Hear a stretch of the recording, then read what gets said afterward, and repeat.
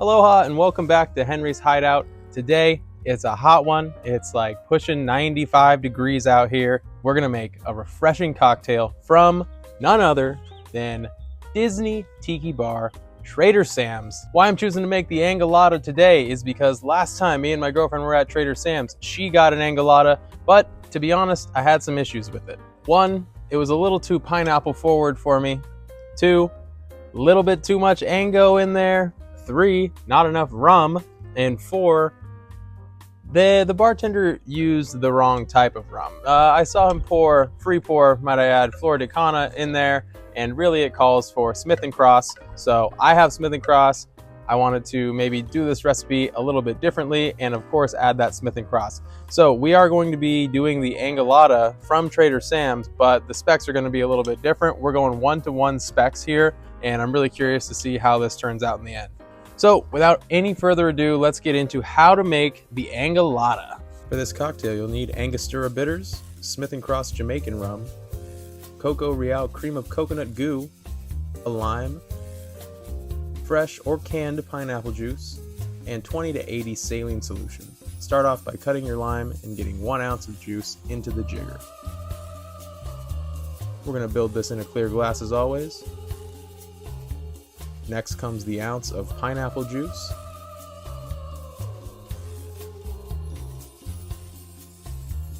Next up, yet another ounce of cream of coconut goo.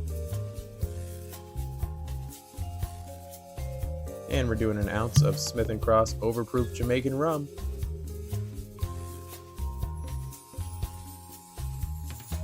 Then an ounce of Angostura bitters, yes, a full ounce.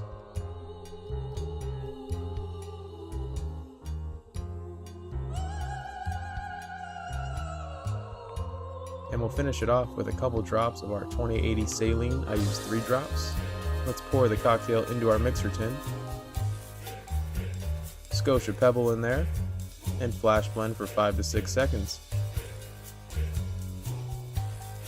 Pour the cocktail out into our vintage Libby glass, topped with pebble ice. Garnish with 2 pineapple fronds, an orange, and some nutmeg. Trader Sam's swizzle stick, since this is a Trader Sam's drink, and a bendy straw.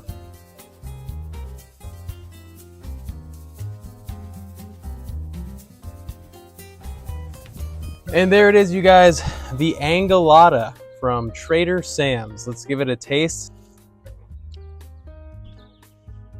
Oh yeah, I like that a lot better than the one that I got served at Trader Sam's.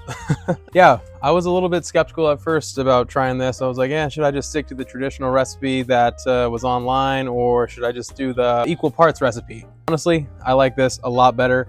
It is at the same time not as sweet, but also not as bitter as the recipe that they may or may not use at Trader Sam's. Also with this one,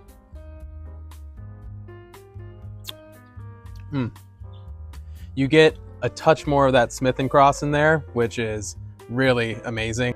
It's 99 degrees out here, you guys. I wanted to make a drink and put some Smith & Cross in it and be able to taste it. So that is what we got going here. It's refreshing and it's punchy, and it's in the vintage 1970s Libby glass. I think this is a fun one, and the color's beautiful. The Angostura bitters hits you more at the end, really right on the swallow. You get that Smith & Cross. You get a perfect amount of cream and pineapple. I don't know, drinks throw me off a little bit when all I can taste is pineapple. Even when pineapple is one of like the main contender ingredients in there for me on the palate, I'm like, meh, I get sick of it. But this, I'd say the biggest flavors that you get is the lime at the beginning, the Smith & Cross in the middle, creaminess of the coconut, and then the bitter ango finish at the end. But oddly enough, I think this is a good summer drink, man. But make this one. Leave a comment down below what you think of these specs if you choose to do this, or are you tried and true sticking to the other spec that has half an ounce more ango, half an ounce less Smith & Cross, way more pineapple. But this really hits the mark.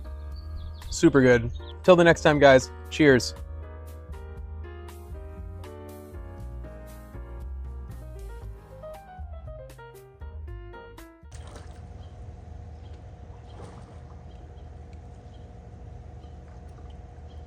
You're still here?